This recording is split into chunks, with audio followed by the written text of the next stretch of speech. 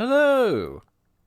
Of late, a lot of stuff has been happening that I want to talk about. This is bad because it takes way too long to make fully edited videos, whilst also wanting to make much longer fully edited videos, whilst having a full-time job. So instead of making individual fully edited videos, I'm going to just splurge my thoughts into a microphone, and hopefully that will be entertaining. I apologise in advance. So today's ramble, or tomorrow's depending on when I get this uploaded, is going to be about interpretations. And first up, we're going to talk about... oh, why? Why, internet? Why? This one you might have seen all over the Twitters of late. It's Overly Sarcastic Production's interpretation of King Kong as a racist message to white men, warning them that black men are coming to steal their white women. I'm just going to let that one sink in a little bit. Cool. That's terrible. It's a terrible interpretation. Apparently they got that from a paper or something. I haven't actually watched the video. I was potentially going to make a full video, but sod that for a laugh. I'm not giving them my views. We do have the clips though. The clips have been played. That is what they think, or at least that's what they're presenting. Which is odd, considering most people seem to be of the knowledge that the director just wanted to see a gorilla fight a Komodo dragon, which then turned into a large gorilla fighting the dinosaur. So where did they get this interpretation from? I will say, and this is going to sound a bit odd, bear with me, all interpretations of a piece of media are valid. This is called Death of the Author, where regardless of what the creator of a piece of media, be it a film, TV series, book, whatever their intended meaning of their work is, that doesn't matter. It only matters what you interpret from the media. You might end up having the same take, which will be good on the creator's part. It means they've done a good job. But you might have something different, which doesn't mean you're wrong, it just means you've got something different from it. As long as you can point to parts in the film and go, well, I think this means this, and I think this means that, then yeah, that is a completely valid interpretation. What it also is telling. It tells everybody else what the individual takes from the media. It's one thing for the creator to say, I wanted to say this, and then everybody's saying, well, no. But it's another for an individual to say, well, I think it's this. And everybody going, really? That's what you got from it? So in the case of this particular interpretation, you can say, okay, Overly Sarcastic Productions, your interpretation is valid, but why did you see a giant gorilla kidnapping a woman and climbing up the New York United States building, or Empire State Building, can't remember what it's called, big tower. You saw a gorilla kidnap a woman and climb a really big building, and you thought that was racism. Why? This actually links into something else that was shared around not too long ago, actually. Critical Drinker's take on the Godzilla vs. Kong trailer when it came out. It's actually the reason I stopped watching him. Up to that point I was like slowing down on watching him because he was getting more and more like cinema sins in a way. then that trailer came out, and I was just like, nope, nope, not watching him anymore. Cannot be asked.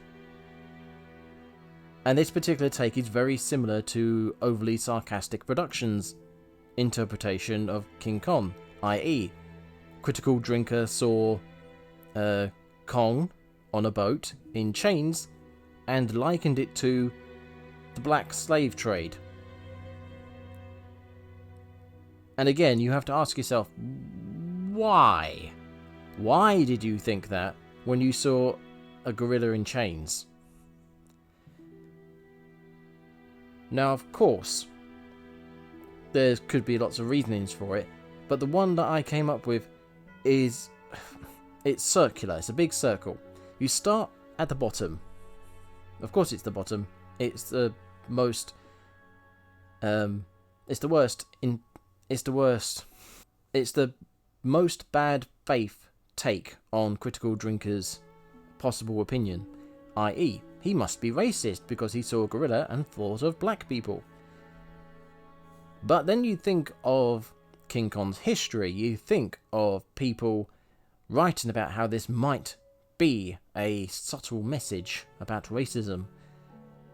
I don't know why, but yeah, people had thought that. So then other people may have heard that and gone, oh really, is it? Oh, that must be what it is. So then when they watch King Kong and other related Kong media like Godzilla vs. Kong, they then bring that interpretation to the table. So when they see imagery like this, they say, oh look, they've done that thing. Oh, isn't that's really on the nose, isn't it? Because look, it meant that originally, and it was kind of subtle, but now they're just flat out doing it for everyone to see. Oh, which might have been what he meant, might have been what he was going for, but like Nicki Minaj size. But this isn't the first time we've seen Kong like this. In the original film, they mentioned the fact that they're going to tie him to the back of the boat and just drag him across the sea. But then in subsequent films, I think it might even have been King Kong vs. Godzilla where we first saw it, we actually see Kong on a boat / raft in chains. And that's been repeated over the years of subsequent remakes and reboots and whatnot. So if that's the case, why is Critical Drinker bringing it up now?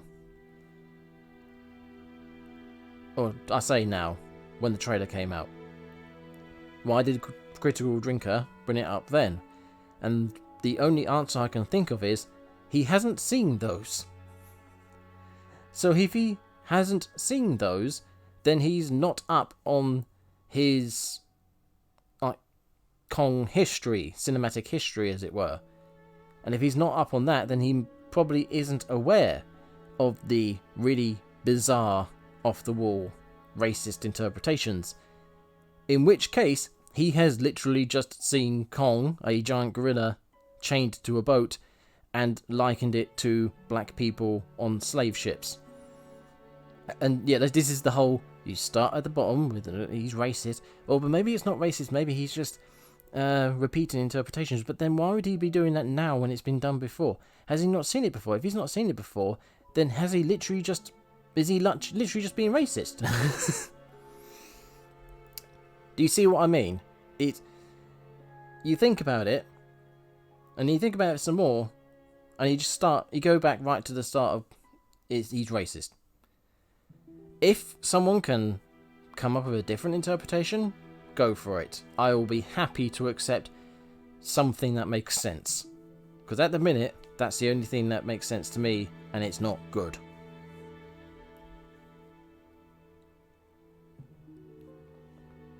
The next subject on my notes that I've got written here, I've actually bothered to make notes this time.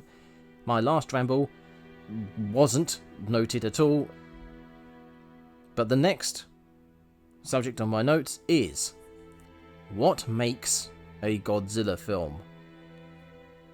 This subject was brought to my attention by a couple of people. it was definitely brought to my attention that the YouTuber, or the YouTube channel, Cinemassacre, there was a specific name on that channel, whose name I couldn't bother to look up, because I thought he was an idiot. The YouTube channel, Cinemassacre, had this take that a true Godzilla film can only be made in Japan. And you initially listen to that and go, yeah, well, it makes sense, doesn't it? It was originally Japanese. He then likened it to champagne and white wine, i.e. champagne can only be made in a specific location in the world, i.e. the Champagne region of France, and can only be made under specific conditions. If those conditions aren't met, and it's not made in that location, then it's just white wine. What Cinemassacre is suggesting is that because you can have a film that is, in all intents and purposes, Godzilla, but if it's not made in Japan, then it's not a Godzilla film. Which is odd.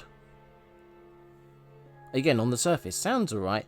You think about it for 5 seconds and you realise, no, it's not. That's terrible. Why the hell did you think that? Why did you say that? What I mean by thinking about it for 5 seconds is, if champagne is made under strict, like, categories and ingredients and methods or whatever, if it has to meet certain standards, though Godzilla films meet certain standards. If you look through Japanese Godzilla films, do they all comply to certain things? To which the answer is no. No, they do not. For starters, the look of Godzilla. The suits have changed all over the place, all over the years. Showa era was the most consistent. Heisei era, actually no, Heisei era was the most consistent. Millennium era, all over the place. Reiwa era, all over the place. Then you've got the vocals. Godzilla's roar has changed significantly from where it was to where it got to. Yeah, there is no consistent singular Godzilla roar, which is why I always find it annoying when you watch the Reiwa stuff and they just reuse the old roars. I mean, yeah, it's the old roars, everybody knows those roars, but other Godzilla films have made the effort of remaking Godzilla's roar, making it anew and fresh and suiting to the audio quality of the time. Then you get to the Reiwa era and they just use the old roars, which have the really old quality to them, so they stand out like a sore thumb.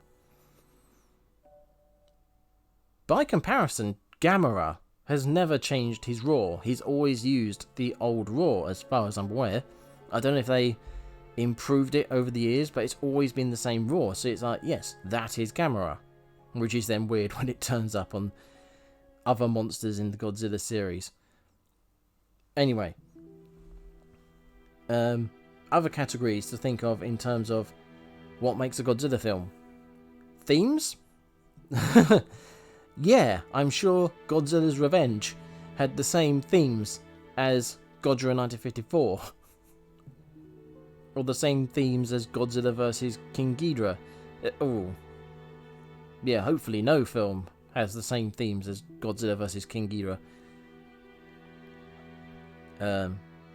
Characters? Well, not human characters are all over the place, let's not go to them. The character of Godzilla, well, he changes all of the time. Theoretically, the Showa era had the most arc-full character for Godzilla. Arc-full? Is that even a word? I don't know. Because he starts off as a big meanie and then turns into a big softie. But it's a gradual change over the films. To the point where you can jump into the middle of it and have him be heroic but also destructive. But then you go from film to film. You go, like, the Heisei era is fairly consistent. Reiwa and Millennium all over the place. Again, there's no consistency, so that doesn't work either. Which then works into the seriousness of the films as well, because some of them are very dark. Some of them are very moody. Some of them are very silly. Some of them are a lot of fun. Some of them are very grounded and focus on the drama of the situation, and some of them are just full-on punch-ups. So even that doesn't make sense, isn't consistent. So this whole Japanese Godzilla films are champagne, American Godzilla films are white wine is a load of rubbish. It doesn't make any sense. Don't listen to these people when they try to make such stupid arguments. But weirdly, that last bit, the seriousness of Godzilla films, leads into my next point. Well, 2 points actually, when looking at it properly. I need to make my handwriting better. The first point is, not all monster films need to be serious. This was a point made against people arguing that Godzilla vs. Kong wasn't very good because it changes the mood of the Monsterverse. Because yeah, there is some silly stuff in the Monsterverse, but overall the through line, the thematic through line, the mood of the films it's not more grounded, it's not more serious. They can have some quite deep, meaningful things to say. And like I said, over the years, usually at the start of eras, Godzilla is quite serious. He starts off dark and serious and moody and it's so evil, and then you get towards the end of the series and then he's a lot more cheerful, a lot more kid friendly, and then the series ends because people don't like it anymore. And then they restart it and he's dark and edgy again. Actually, the Heisei era is probably the only one that doesn't end on a joyous, joyful, yay, this is silly note. I think. Final Wars definitely finishes on that. So the argument being brought forward against the Monsterverse is it doesn't necessarily have to be dark, edgy, and serious and all that all the time. It can be fun. It can be silly. I mean, yes, but historically that usually leads to a downfall in the quality of the films, leading to usually the end of that series of films.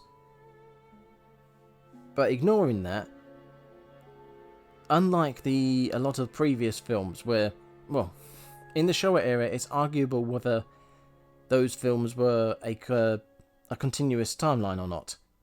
There's a lot of if, ums and ahs about it. Especially when Destroy All Monsters was set in 1999, and then it carried on. I was like, is it still? Is this the millennium now? I don't know.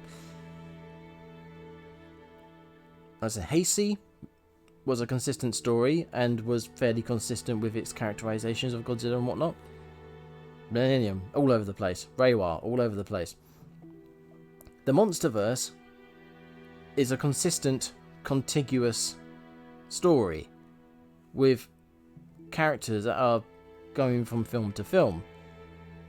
Not many of them, admittedly, but there are some. So the idea of let's completely change the mood and characters in the film to suit or to make it into a silly film kind of betrays it all. It kind of betrays your investment, right. I've managed to link to the other point. The other point made was fantasy doesn't need to make sense. So when you're watching the Monsterverse and you're watching these characters and Godzilla is a benevolent protector and then the next film he's a psychotic destroyer, it's fantasy. Doesn't need to make sense. Just enjoy it. Okay, but how do you enjoy something that you don't understand? Seriously, if something doesn't make sense, if there are no rules, if there's no consistency, if there's nothing to grab onto and follow, because at any moment it could all change, how do you get invested in the story being told? Because you have no idea what's going on. You don't know what's going to happen next. And even if something does happen, you don't necessarily understand why it happened. That is what happens when you don't make sense. And people have made livings off of ripping apart films that don't make sense. Because everybody expects a film to make sense. Even the fantasy ones. Because it needs to make sense for you to understand it, so you can follow what's going on, so you can get invested in the story. So when you argue that the Monsterverse needs to stay consistent, so people can follow along with the story, and people argue, no it doesn't, it's stupid fantasy stuff. Just tell them to fuck off. is essentially my take on that. If someone is arguing it doesn't need to make sense because silly monster stuff, just tell them to go away. Look, they're not welcome. I don't like gatekeeping in fan bases and whatnot. Usually. But occasionally when people come in and say, I want you to change your stuff to meet my demands, yeah, just tell them to fuck off.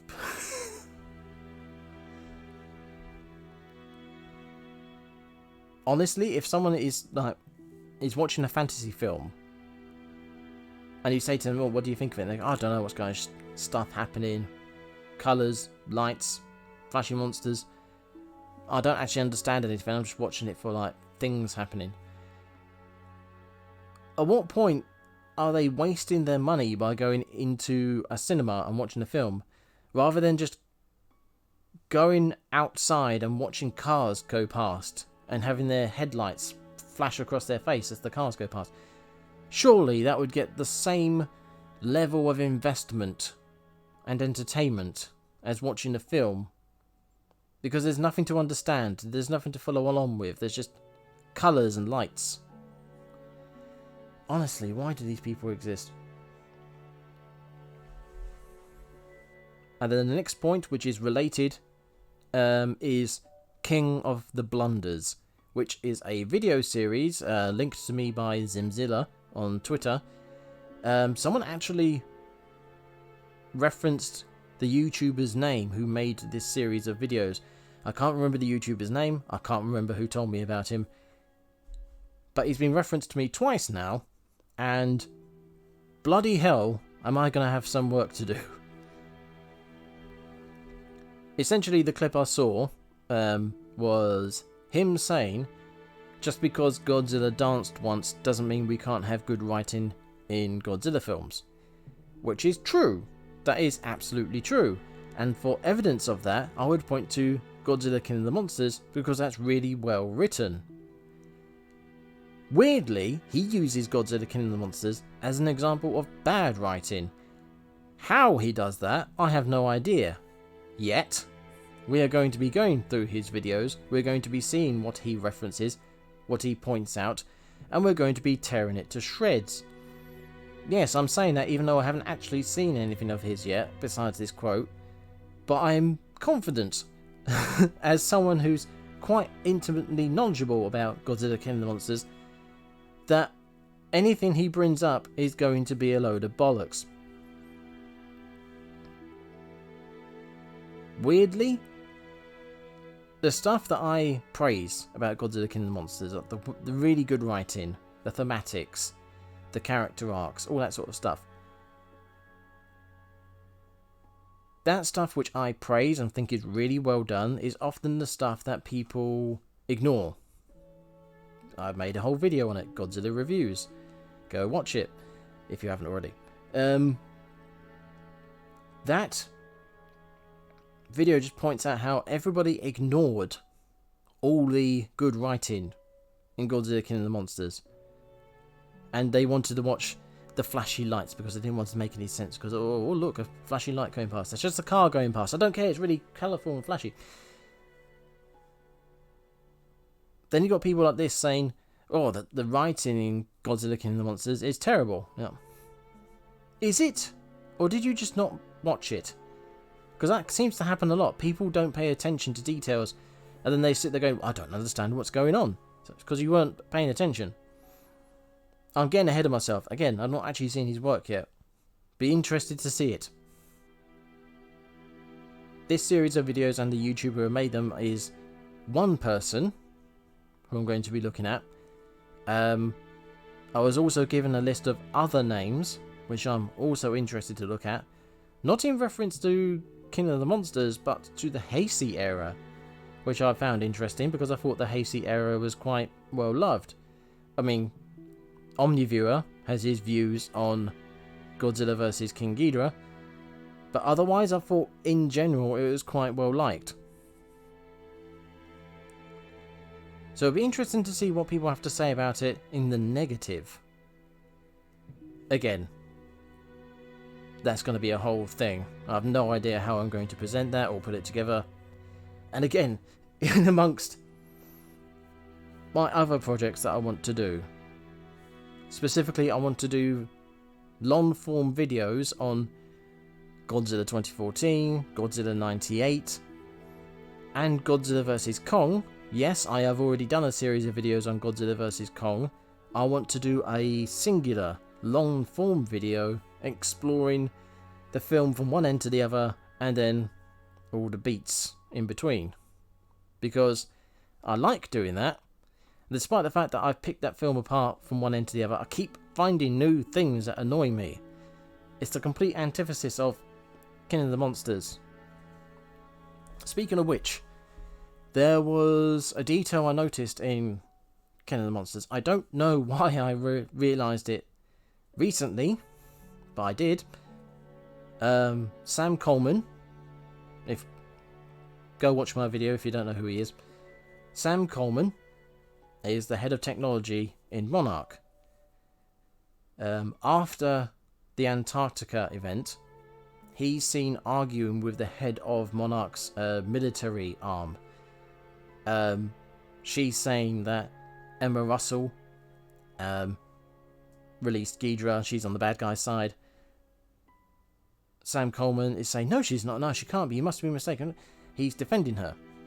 And initially, and for many years, obviously, I and everybody else probably thought he was defending her because she was a colleague. A well-liked colleague who was close to Serizawa. She was passionate about her work.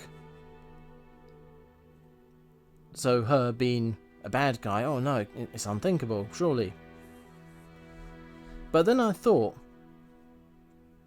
he's the head of technology, and Emma Russell has put together a brand new piece of technology. Well, technically it's a remake of a brand new piece of technology, but a brand new piece of technology which includes a lot of stuff which she wouldn't have been able to get hold of without permission. And whose responsibility would it have been to sign off on a brand new piece of technology and provide it with a load of stuff that only Monarch would be able to provide? It would be the head of technology, Sam Coleman. So when he's arguing with the head of the military arm, not only is he arguing for the character of Emma Russell, he's also defending his decision to let her make the thing which she's now using to basically destroy the world, or try to destroy the world. When something is well written, you can look back on it and find stuff like this. As opposed to Godzilla vs. Kong, which, again, I don't know why I thought about this. When Kong, in Godzilla vs. Kong, crushes the Hollow Earth vehicle, the Heave, that's it, Heave. When he crushes the Heave with Maya Sims, I can't remember the actress's name now, anyway. When he crushes the Heave with Maya Sims inside of it, we just assume she's dead. Because the audio cuts off, and then he drops it to the floor, and the music goes dun dun dun. So we just assume that she's dead. I would need to go back and look at the clip again properly to ascertain exactly the destruction caused. But it's entirely possible she's not dead. Because Kong grabbed it around the middle and crushed it around the middle. So depending on how far back Maya Sims was sitting, which based on other shots of the heave, is considerable space inside, she could have been ahead of his hand. She could have survived. But then to what degree has she survived? Best case scenario, she's completely fine. Mind you, she dropped 100 meters to the floor, or was chucked 100 meters to the floor, so maybe she died from the impact? Okay, best case scenario, she somehow survived falling 100 meters inside of a metal box. She's now alive in the Hollow Earth in a room filled with man-eating bat birds. Yeah, she's in trouble. Worst case scenario, she survives, but she's been impaled by wreckage and she's on fire. So she's trapped in pain, screaming her last. You see, you start thinking about it and you go, yeah, this is worse than I thought. This is much worse than I thought. And again, that's also including all the other stuff that's going on in that scene. And people still say that, like, oh yeah, it's well-written characters. Kong is supposed to be protecting Jaya, and he leaves her to be crushed to death. As far as he knows, she survives, somehow, but Kong just leaves her in the middle of this cave, in the middle of a cave that's collapsing on top of her. He just leaves her. Yeah, that sounds like a protective guardian. Oh, Godzilla vs. Kong is terrible.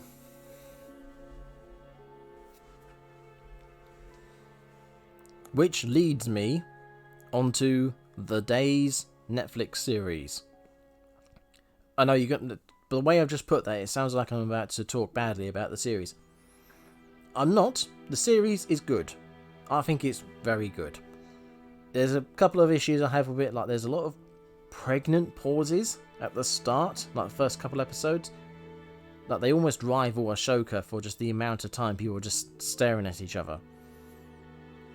I think that's mainly down to the story knowing something is going to happen before the audience does, and reacting to what it knows is going to happen. Which is very weird, because then you're watching something and you're like, okay, the camera's been hanging on this person for ages. Is he going to die? Also, they don't explain certain things, like there's a gas explosion. There's an explosion later in the series, and they say, oh, it's this. And that's it. They just say, oh, it's that. And they go, okay, cool. But what do you mean it's that? What does that mean? How is that a thing? But they don't explain it. I kind of know about it because of Thunderfoot, the YouTuber, explained it a little bit. And I kind of remembered it. There's a lot of science involved. My brain not great. But yeah, besides the weird pregnant pauses and the stuff that should have been explained but wasn't, I really liked it. I got invested, and it got me reacting to it. So yeah, like I said, something that can get you invested in it is good. So fantasy should make sense. But the reason I mention this now, I'm going to pause here. Actually, I'm going to pause here and let everybody listening go and watch The Days on Netflix. I recommend it. It's a good series. Yeah, I'm just going to stop here. I'm going to pause and let everybody watch it.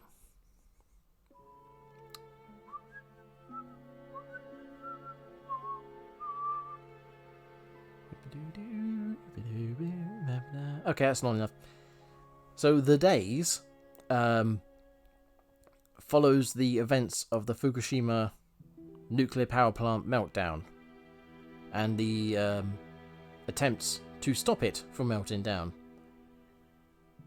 The reason I mention this in a video that's mostly about Godzilla and Kong is because Shin Godzilla was inspired by the events of the Fukushima nuclear power plant meltdown. It was also inspired by Godzilla 2014, but that's a whole other thing, which I'll go into at another time. But yeah, the events of the 2011 disaster directly inspired Shin Godzilla and were supposedly translated into the film, whereby people watching the film can get an idea of what the events of the disaster were like, regards the government response and whatnot.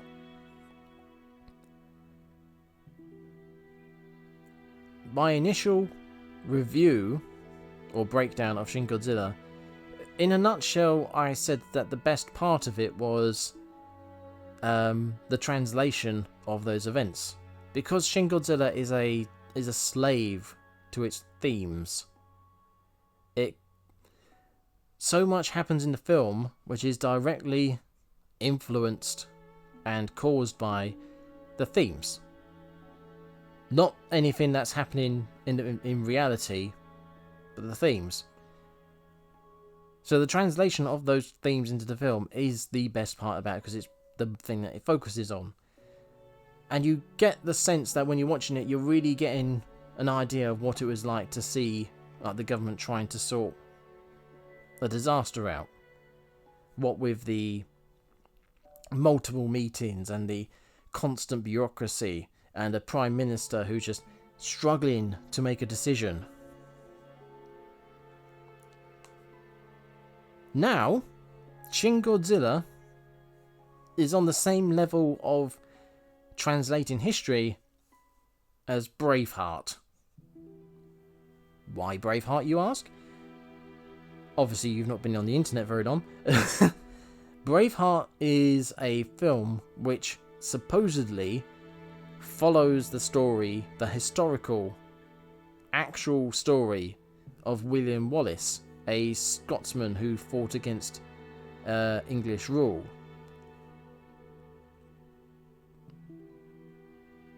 Unfortunately, a lot of historians, I say unfortunately, it's quite funny, historians hate the film because it's so inaccurate. The big one being the Battle of Stirling Bridge, which is the first big battle in the film, which notably doesn't include a bridge. The reason being that in actual real life, William Wallace didn't fight a battle exactly. He waited in the bushes in a forest on the other side of a river, and when the English army had to 2 by 2 walk across this bridge to get to the other side, just travelling, they weren't going to battle, they were travelling from one place to another. But as they were travelling across this bridge, the Scots jumped out of the woods and started pushing the English into a river, whilst the English were fully laden with all their equipment and luggage and everything else. So they drowned. They were just weighed down and sunk to the bottom of the river. There wasn't a pitched battle, it was just murder. There wasn't two people fighting for a claim to land. No, it was just a bunch of Scotsmen pushing Englishmen into a river and drowning them. So when they made the film, they went, we don't really want the hero of our tale murdering people in cold blood. Let's turn it into a pitched battle with equal footing. And that's only one thing in the film that historians hate. The thing that I hate about it is the way the film ends with Edward Longshanks. He was a hell of a character in real historical life. He died. He kept on invading Scotland. I don't know why. He had a hate boner for Scotland. He just kept invading it, right up until his death at the age of 61.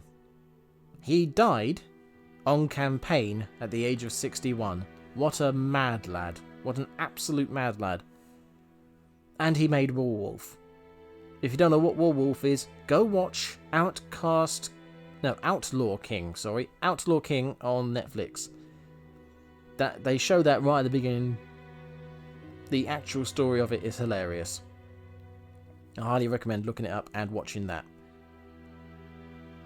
But yeah, in Braveheart, they show him as this, oh, he's old and weak, oh, he's bedridden, he can barely talk, oh, and it's suggested that he died listening to William Wallace scream freedom. Again, completely different from actual history. But that's Braveheart. What's Braveheart got to do with Shin Godzilla? Well, spoilers for the Days series. In Shin Godzilla, like I said, the government is depicted as slow, as hamstrung by bureaucracy. Like every time someone brings up a suggestion of how to deal with a problem, someone brings up an argument against it, and then they just have to keep doing that until eventually someone gets annoyed and makes the decision. The Prime Minister is depicted as sheepish and not wanting to do anything to upset anyone, and usually the decisions he goes with are based on who's high up in the hierarchy of the government rather than people who have information and sense. In real life, I say real life because The Days, the Netflix series, tells us that it was based on official government analysis of the event, a book that was written based on, I can't remember whether it said 30 or 90 first-hand accounts of the event, and the power plant manager who made an official statement, who is officially questioned, and that statement was made public. So all those three sources combined together made the series, The Days. So the information, the stuff that's presented in the series, is probably going to be pretty accurate. They say they dramatise some of it, but it's almost certainly going to be a lot of accurate information going on there. So when you see the government desperately trying to get stuff done, and all the time they're being hamstrung by there's someone who's supposed to be in a certain position but he's not qualified for the position, someone else who does have information but he's not in the right position, so he's like, oh, but that person should be doing it. He doesn't want to take responsibility. And the big one, the really big one, which Shin Godzilla does not even reference, the people who owned the power plant, the company that owned the power plant, had a representative in the government who refused to give useful information. And that, you're watching the series and you go, wait a minute, there's nothing about like big companies or corporations or anything in Shin Godzilla. Why? Why did they leave that out? Do they have a bias against the government? Do they have a bias towards big businesses? See, when they start leaving out such a significant part of what happened, and you have to start questioning why. Oh, then we start talking about the nerd crew. What do I mean by nerd crew? Go watch my video. Shin Godzilla Fractured Diamond. Go watch it if you haven't already. The nerd crew are the good guys in the... Well, they're part of the government, but they're sort of the offshoot. They're all the losers and the ne'er-do-wells and the people who don't get along with everybody else. They are the outcasts, but they've been gathered together to form a think tank to come up with solutions for the problems at hand. And all of their ideas are correct, regardless of the information they have to inform those ideas. Like, seriously, they come up with ideas with no information, and they work. They shouldn't, but they do, because the film needs them to, because themes. Sorry, I'm getting a bit carried away. Go watch my video. In real life, the actual heroes of the story, the people at the power plant trying to fix all the problems, suffered so much. They have to make tough decisions about whether to do this or do that, and each one could cause some serious harm. There were... Oh god. They had... I wrote down here, they had roadblocks. And I couldn't remember whether I meant the actual roadblocks or the metaphorical ones. But yeah, their actions were met with a lot of roadblocks. Like, they tried to do something that couldn't be done. They had to do something else. They were overmanaged by the government and the company. And then the company and the government. They made mistakes. The characters in some of the situations were quite flawed in what they were trying to do. It's such a compelling story. That's why the series is so good. All the characters and what they're trying to do, and it grabs you and makes you invest and go, oh, what's going to happen next? Compared to the nerd crew in Shin Godzilla. Oh god. In Shin Godzilla, the main character, Yagachi, makes the decision later in the film which is comparable to a decision the Prime Minister makes, i.e. the Prime Minister has Godzilla dead to rights, but oh no, there's 2 people somewhere in the vicinity. Watch my video to see me having to go up that scene. And the Prime Minister says, oh no, don't attack him. And it's seen as a bad decision because they could have killed Godzilla. Maybe 2 people might have died. But yeah, they could have solved the entire situation by killing him right then and then. But they don't. He comes back later, worse, and they can't stop him. Later in the film, Yagachi has a similar situation where Godzilla is leaking radiation everywhere. Oh god, more on that in a second. He's leaking radiation everywhere, and he says, carry on. We've got to carry on and do it. It doesn't matter how much radiation he leaks. And initially, that seems like a really strong, character decision. A really strong thing for the film to do as well, because the good guy is basically irradiating Tokyo. That's going to be a lasting consequence of his actions. Until the film completely removes that consequence and says, oh yeah, the radiation is only going to be around for a few months. Yeah, all the right decisions. You made all of the right decisions. All of your decisions were correct, and they had no negative consequences. Film? The fuck? Which, by comparison to what actually happened, they had to make a lot of decisions regards, do they let out, do they do this or do they do that, and this will release this much radiation, this will release that much radiation, they can do this and this will stop that. And it's so complicated and conflicting. Again, the series is a million times better than Shin Godzilla. But what I was saying about the radiation that got me going, was in the series and in real life, the whole problem was that the nuclear reactors were losing their cooling. Like, the cooling had been shut off. They were running out of water. They were boiling off the water. So the reactors were going to overheat, melt down, possibly explode both, and cause all sorts of problems by just leaking radiation everywhere like that. And the entire focus of the people at the power plant was cooling the reactors down. Specifically by pouring water over them. Which has its own complications. Watch the series, it's good. But that is the entire focus of the series and the real life events, was keeping the reactors cool, stopping them from overheating. In Shin Godzilla, which I pointed out in my video with my pitifully layman's knowledge of nuclear reactors. In Shin Godzilla, they decide that the best thing to do is to shut off Godzilla's internal cooling system, which is his blood circulatory system, so that his internal nuclear reactor shuts down. And in the film, they do that. They clog up his blood. More on that in a second.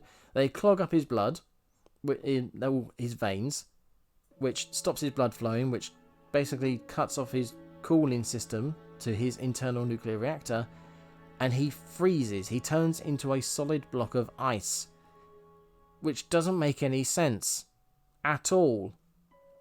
I said at the time that doesn't make any sense. He should have melted down and just basically irradiated Tokyo and possibly whole Japan, or worse.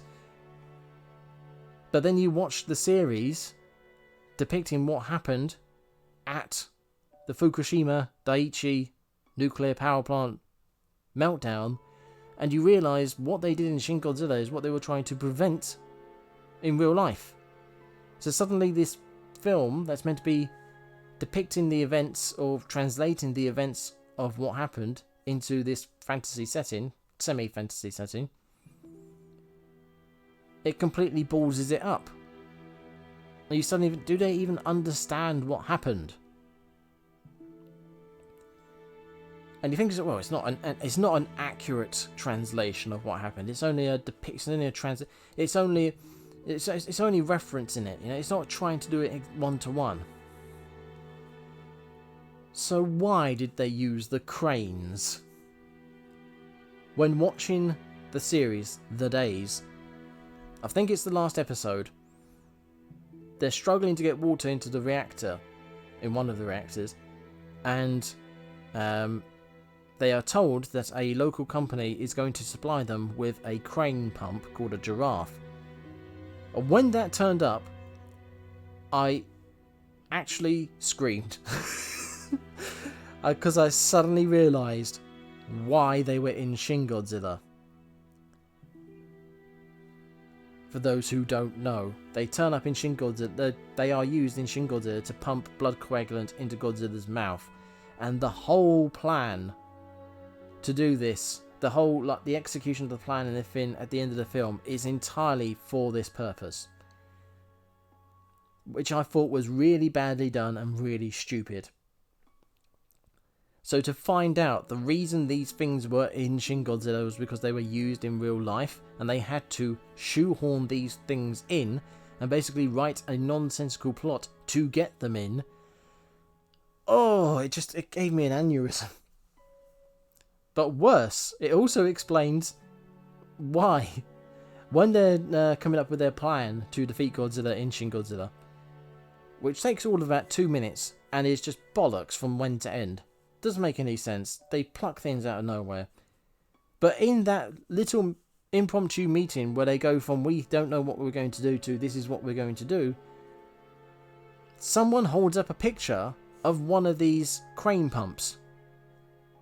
I think it goes, Godzilla's probably got a reactor in him.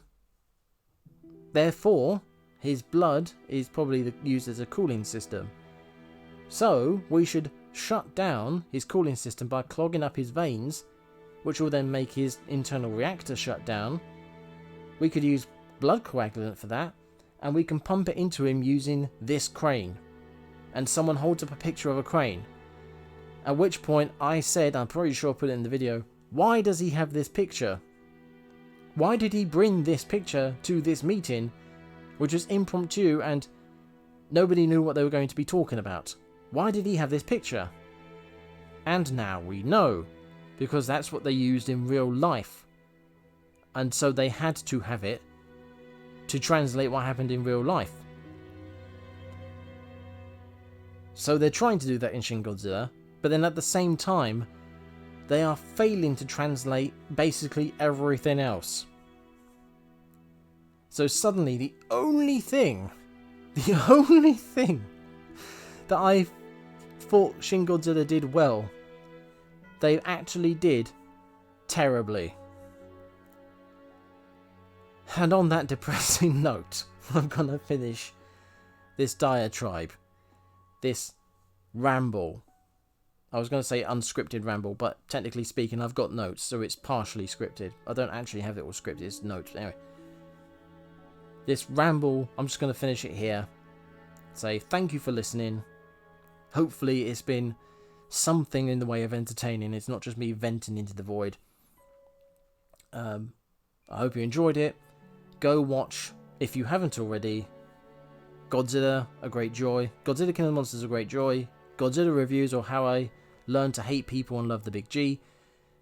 Shin Godzilla, A Fractured Diamond.